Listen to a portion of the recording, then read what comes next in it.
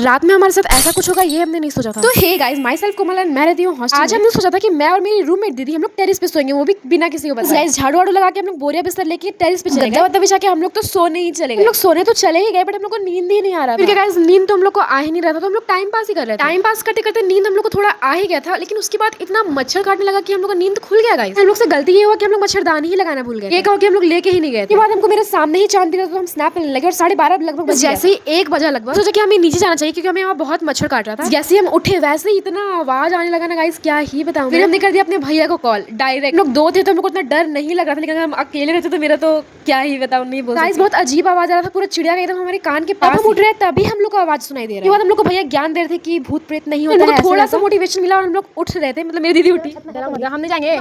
ए दीदी, लड़की है बतिया रही बीएफ से रहती है।